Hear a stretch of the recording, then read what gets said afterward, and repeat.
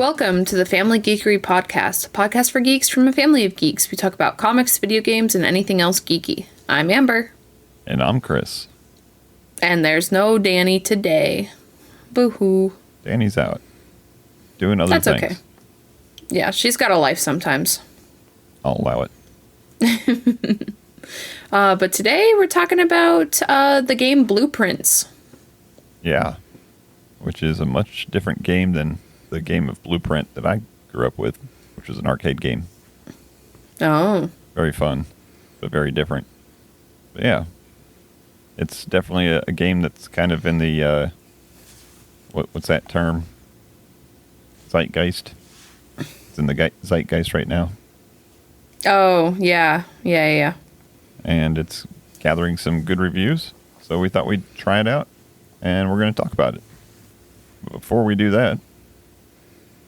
Oh, crap. Danny, no! Her one job! I should have pre-recorded it. Here, let me push this button here, see what happens. Nope, that's not it. No, that's not it. All right. Well, I guess we'll talk about our Geeky Weeks. Yeah, I'm not even going to attempt her jingle. All right. That's her job. I don't want to take it from her. That's right. It's a union position anyways. We'd get in trouble. It's in her contract. You want to kick it off? Sure. I don't have a whole lot to talk about. I started reading Hunger Games, The Ballad of Songbirds and Snakes. It's the first prequel. Movie came out a couple years ago, and I did not see it. Kind of just like flew under my radar. But now that the newest book has come out recently, I've gone back and read. Now I'm reading the first prequel, and then when I'm done with that, I'll read the second prequel. So, cool. I'm doing a whole lot of reading right now, and playing my normal games. Sounds exhausting. Marvel Rivals, Dreamlight Valley, Sims, all that good stuff. All the good ones. Yep. I think that's it. That's all I kind of remember. Okay. You made me remember something. I finished that book, Plain Ice, which is the book on Blizzard. Oh, nice. And it was really good. Learned all kinds of things. I didn't know that there was an Overwatch League. Yeah, the esports. Yeah, like with real city teams and stuff. Yeah. I think that's done now, but the story of forming it was pretty cool. It came back for Overwatch 2. Oh, did it? Yeah, so it's probably still a thing. Okay. I know that when Overwatch 2 started, they did a whole lot with the esports. Yeah, but real good book. I'll tell you one little excerpt here. I mentioned the word Titan last week when we were talking about Overwatch. Okay. So there was a Project Titan, and they worked on it for like 5 years. And it was going to be the next big, like, MMO. It was going to be the MMO to, I don't know if it's replace or supplement World of Warcraft, but something in a different setting. And they wanted to make it kind of superhero-centric, but also, like, real-world-centric. Like, these superheroes would have, like, real day jobs and lives. And then they would go off and do super things and stuff. And they never really got a good grasp on what they wanted to do, but they wanted it to be super big, open world, lots of different things to do. And they worked on it for 5 years. The artists made some amazing stuff. And then one day they just scrapped it. Like, okay.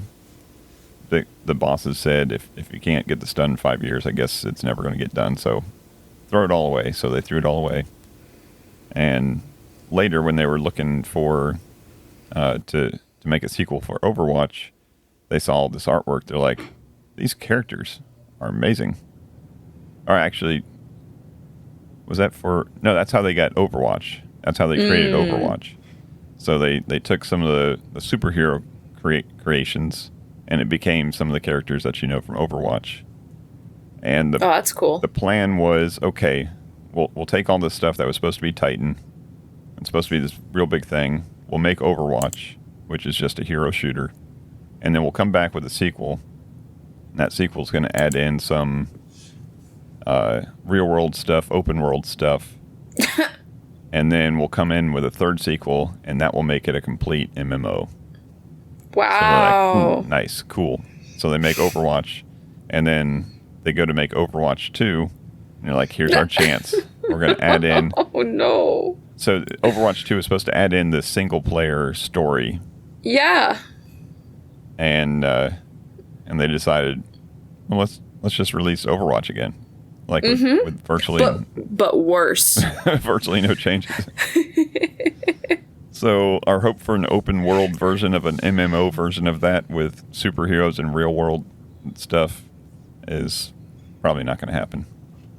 That's what I was kind of, and I feel like a lot of the Overwatch community is very disappointed. Not only with like Overwatch 2, but like Overwatch 1 also, because when they started, they did like a couple like PvE type things similar to like how League of Legends has done stuff, like where it's like special event game mode type stuff. And then they just kind of stopped doing that.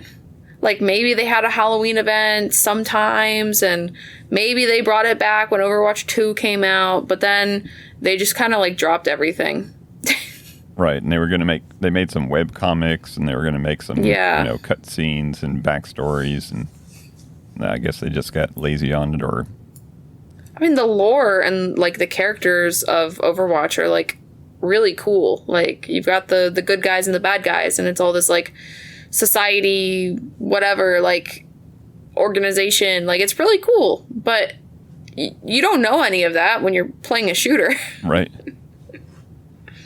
But yeah, just hearing the stories behind, how the creators want to create, but then, the money, the penny pinchers. Yeah, they want to make a loot box, and then they want to take the loot box away because that's gambling, and then they want to give us a battle pass. Right.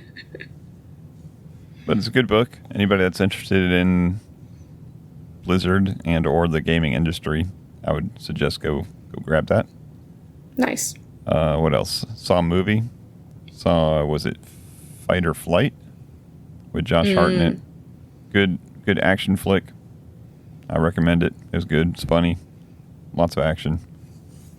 Yeah, Mom invited me, and then I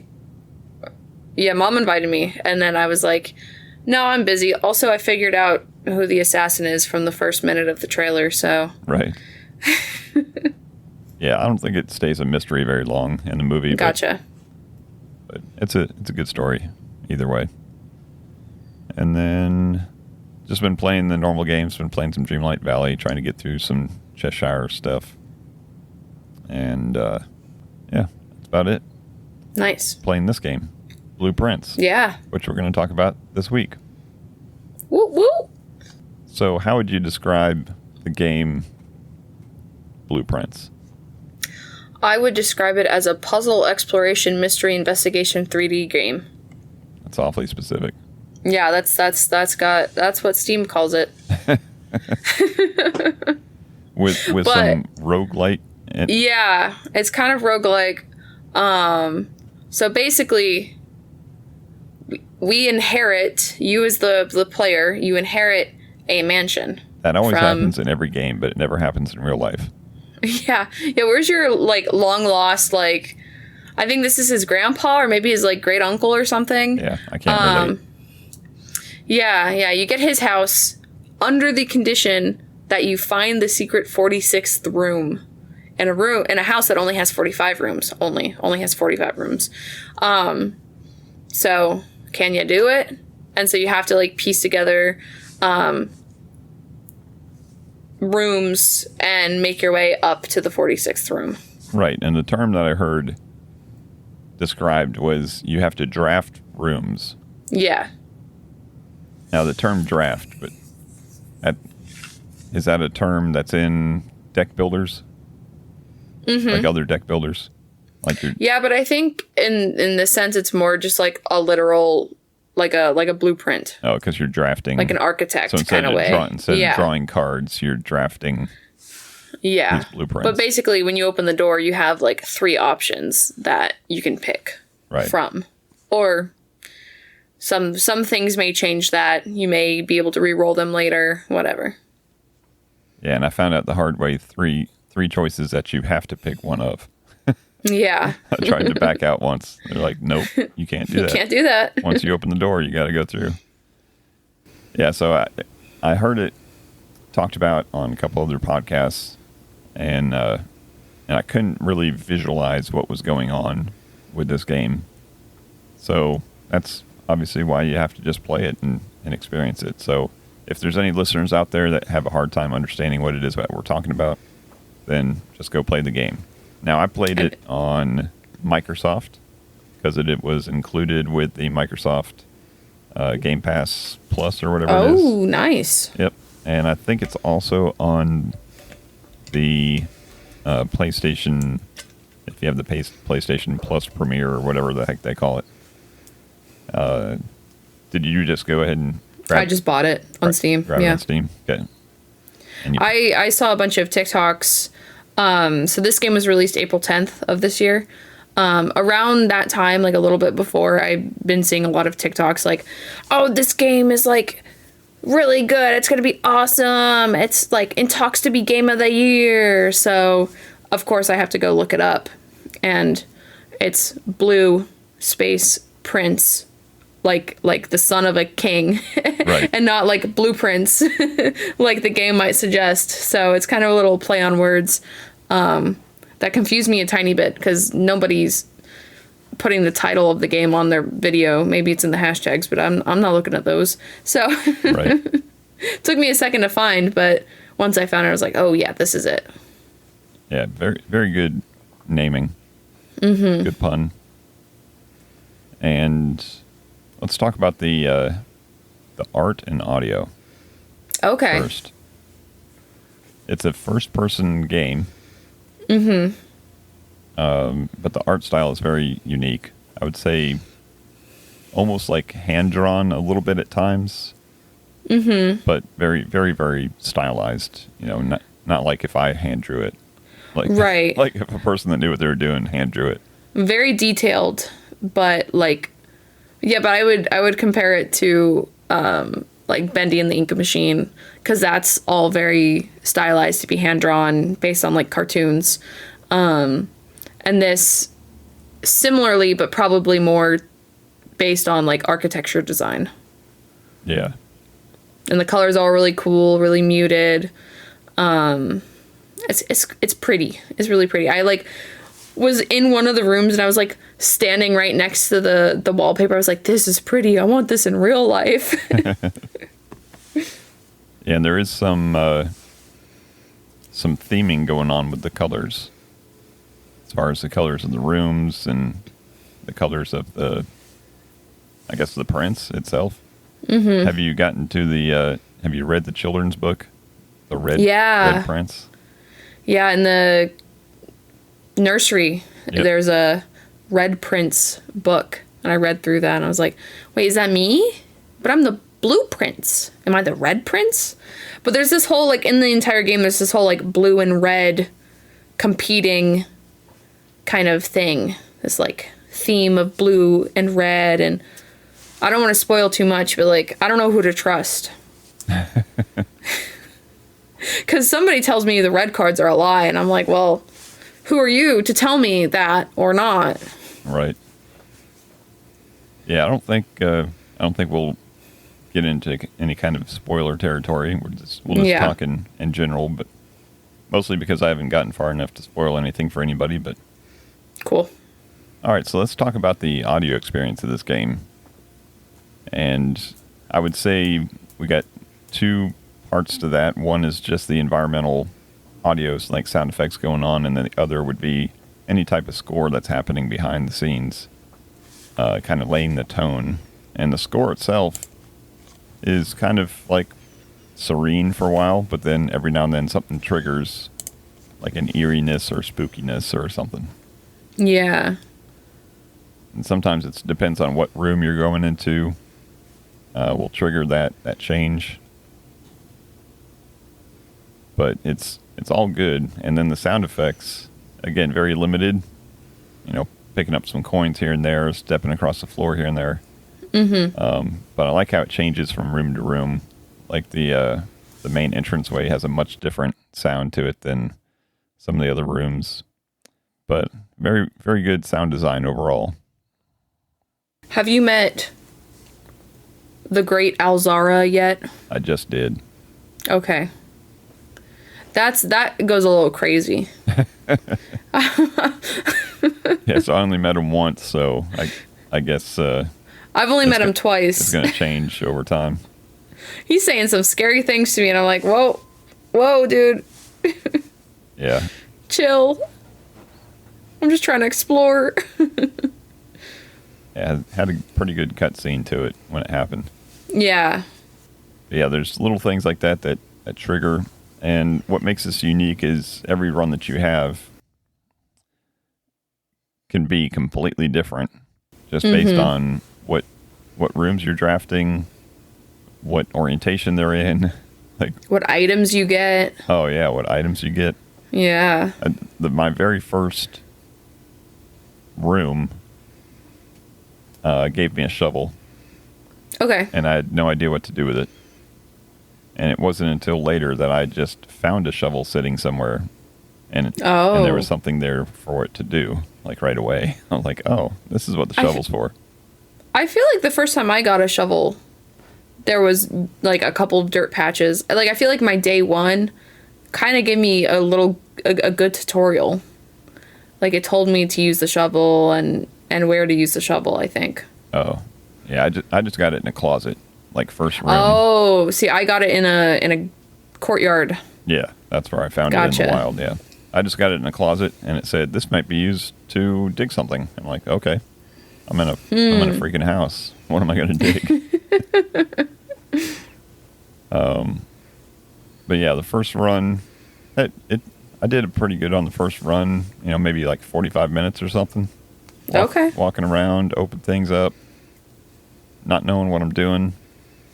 I'm happy to announce that I am 100% on the boxes in the parlor. Like I haven't failed yet, and same. Oh yeah. Same thing with the dartboard. I don't know if you can fail that. I guess you could. Yeah, just walk I think away. you get unlimited chances. Yeah. But yeah, that's. But yeah, those puzzles in the parlor, those are cool. Yeah, those are fun. They're the ones that you can like almost think yourself out of the right answer, because the ones I've gotten, they're either like really, really obvious or like a little bit challenging.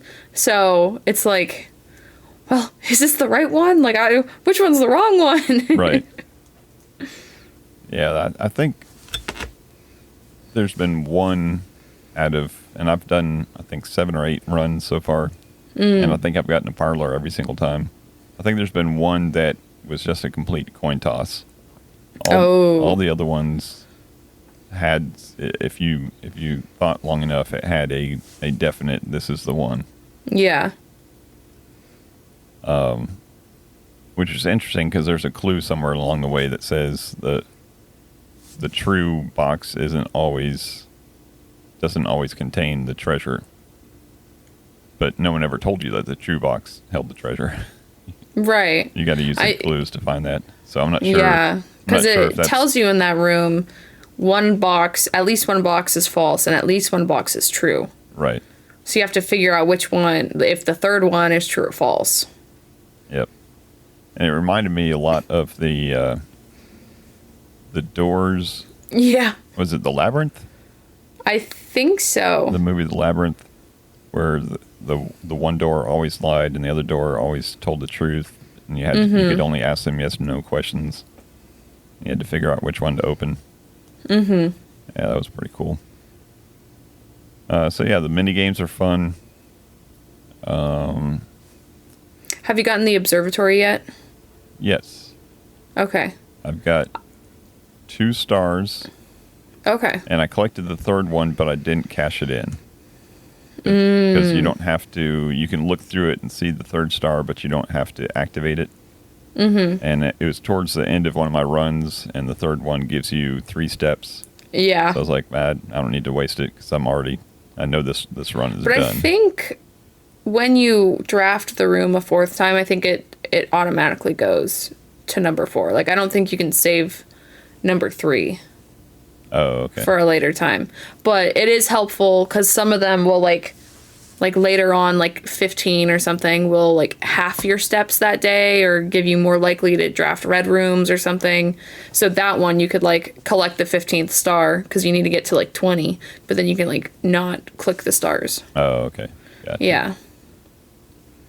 Because I was thinking the same thing, and then I remembered, wait, it gives you a star when you draft the room. So. Gotcha. That makes sense. Yeah. What else? But that one I wish there was like a little more mini game to it, because the first time you draft it, you have to line the telescope up with the opening. But now every time I draft it, it's already there. Right. Yeah. Like why can't I fix it every time? I guess I can just mess around with it for fun, but yeah, I think they wanted to minimize some of the annoyances. Tediousness, yeah. Because there's going to be tediousness no matter what. Yeah. And that's the one criticism I've heard on the game is in between like your 10th run and your 30th run, it's just like,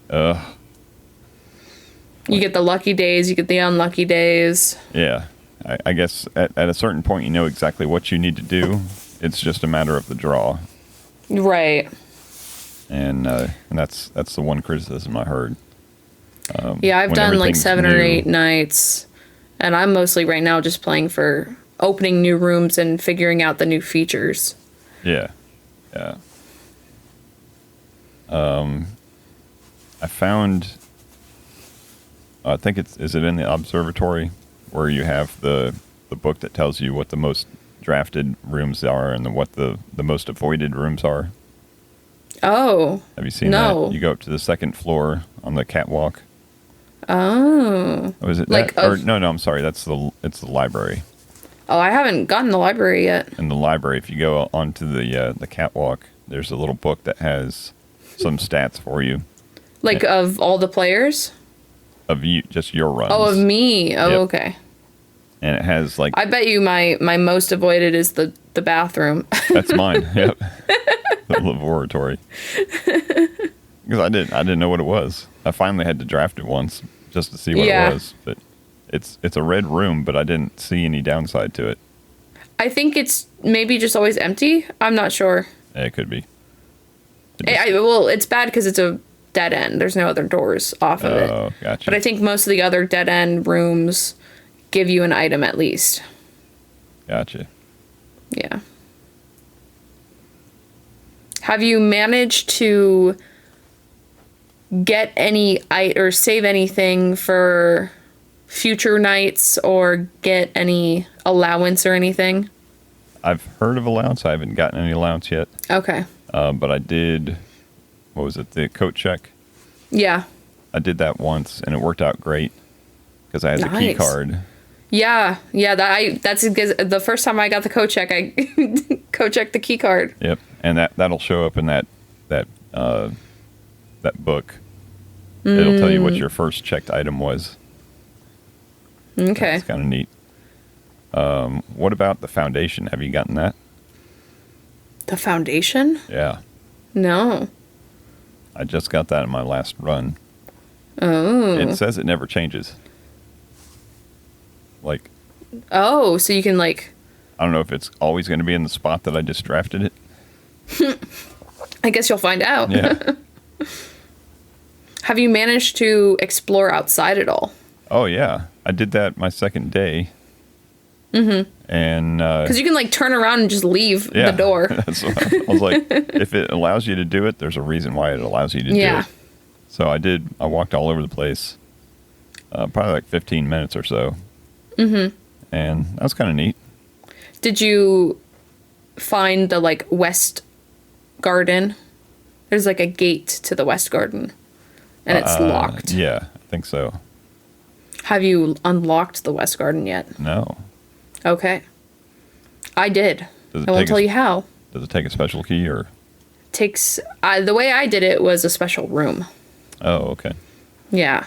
It might tell you when you when you draft the room as an option, it might tell you what it does. Gotcha. I forget, but I think this one needs to be in a special location just because, it gives you access to the west garden. I see. That's all I'll say about that. Now, have you gotten to the antechamber? Not yet. Have you? On my third run. What? Yeah. I never have enough keys. I don't know. Things start getting locked up there, and I've made it probably to the layer below the antechamber, but I think once I get there, it's just locked. Yeah, so I wasn't sure what it meant by, does it say level or tier? Like tier 5, tier 4? Mm-hmm. Because I got was it the dining hall or something like that? Yeah, And it says because you need to get to level 8. Yeah, and I wasn't sure what that meant. I didn't know if every time you drafted a room, it went up a level. I didn't realize. No, but you can upgrade. You can upgrade rooms. Yeah, I didn't realize it was just the vertical, the vertical just grid. Go north. Whoa. Yeah. That seems very lucky. And so now I know that you can access from the side and up. I had 2 accesses to it after I took the screenshot. Wow. But did you open it? No. Okay. Yeah, there's some stuff to open it that I haven't seen yet. Yeah, I'm hearing hints about levers and stuff. I've never seen a lever. I've seen key cards. One item I got from, I don't know, not coat closet, but closet or walk-in closet or whatever, was a broken lever. Oh. But never had a place to use it. I did turn on some pipes somewhere. Was that with the elements, the table of elements challenge? Or like puzzle? No. Oh, okay. Because they're a boiler room, maybe. I think it might have been called. Okay, because I think I need the boiler room to activate this other room that I found, but I never got the boiler room. So. Oh, okay. Because it said like, oh, you need additional power, and I'm like, I don't have additional power. So. I keep getting the room with the power panel or whatever. The breaker room. Breaker room, yeah. Yeah. And I've seen, the little chart on it, but I don't know what to do with it yet. The first time that I saw the chart and then went to the breaker room, I like automatically punched them all, made them all purple, which I think is the goal.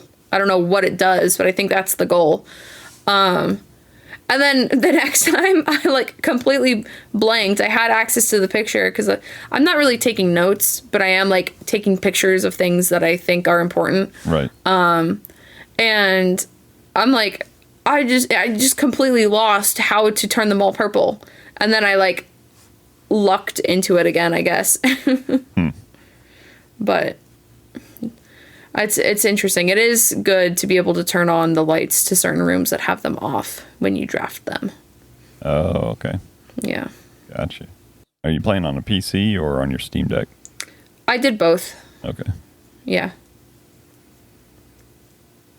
I think it's like yellow on Steam Deck, but it works perfectly fine. So it's probably just because it's new. It's not fully optimized or whatever. Oh, yeah. Playable. Yeah, it's playable. It is playable. Some text may be too small. I think it's probably I bet probably. But hey, you can get a magnifying glass.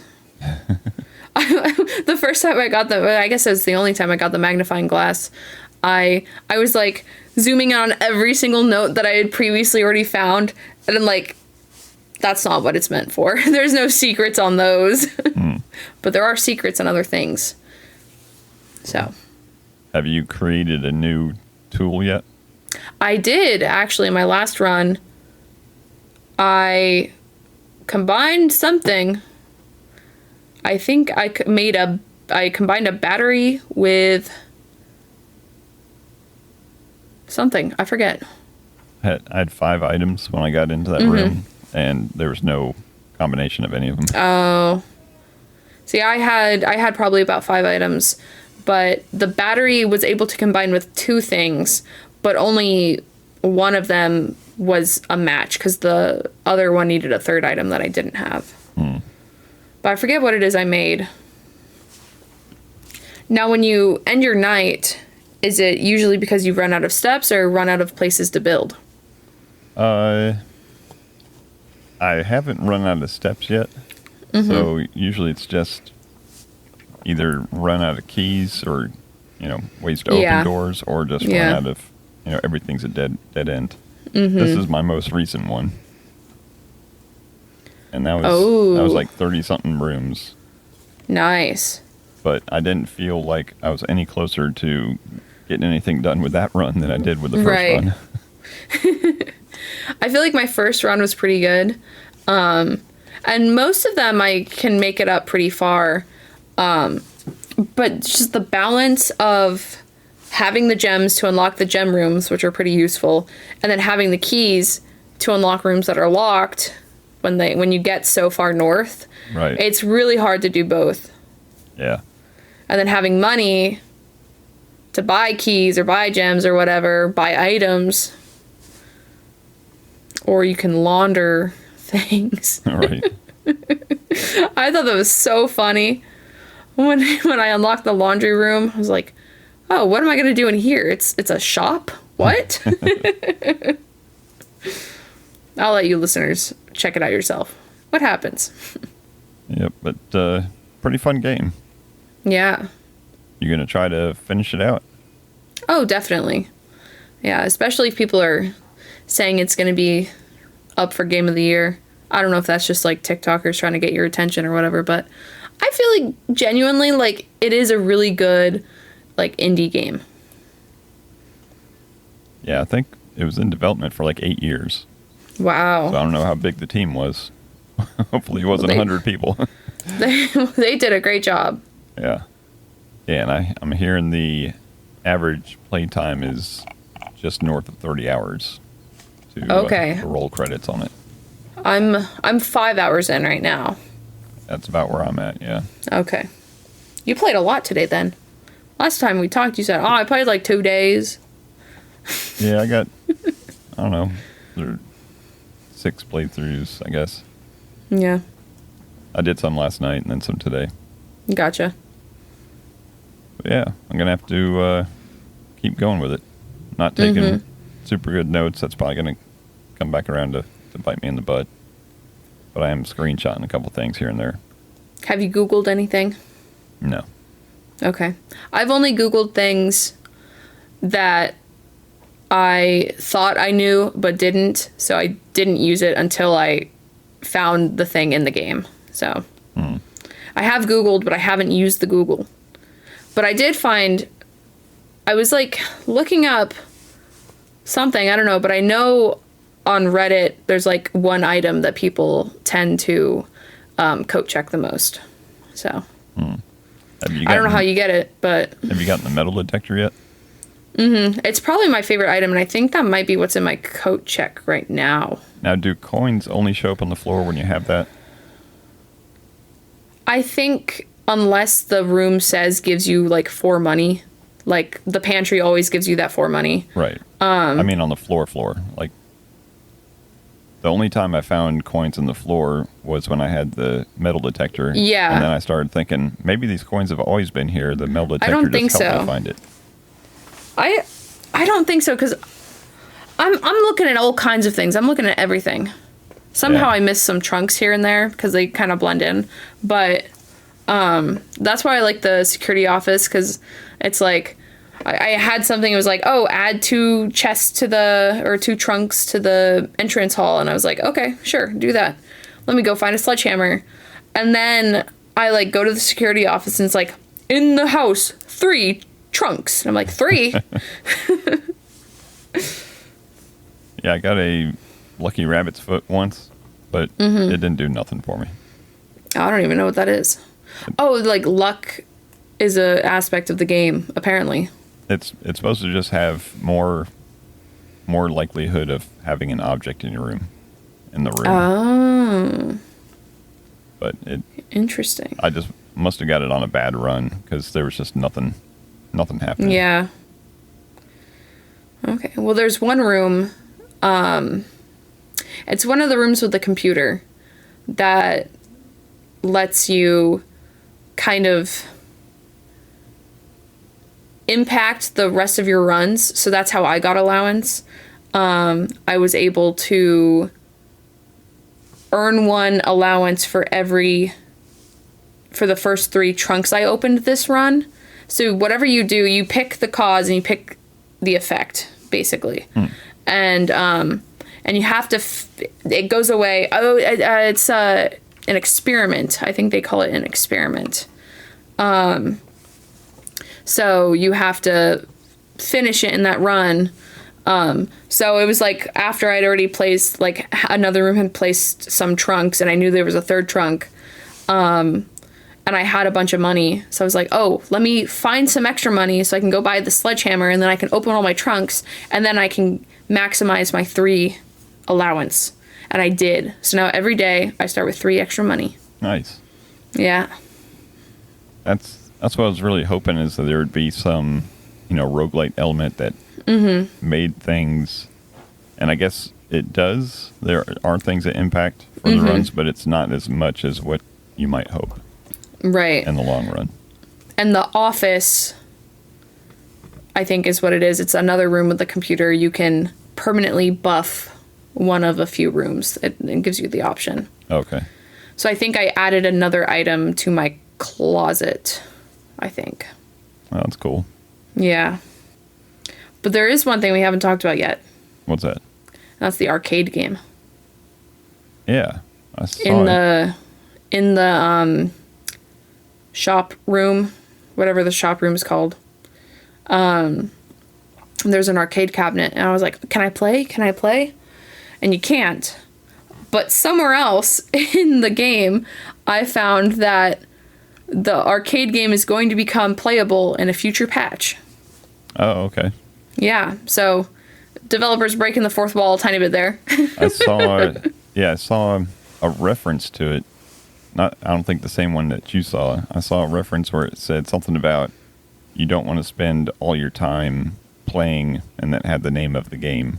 Oh. And then I found that game, and I was like, oh, they don't want us to spend all of our time playing it. It must be playable. Right. And I think it was not yet, I guess. I don't know if it was the dad's letter to you. Oh, in the mailroom? Yeah. I don't know if it was in that where it said don't spend all your time playing such and such. I don't remember that in there. So maybe it's somewhere else that I haven't seen. Might have been. But I forget what room told me that it's coming in a different patch. It was one room that I've only seen once. So it must have been, I don't know.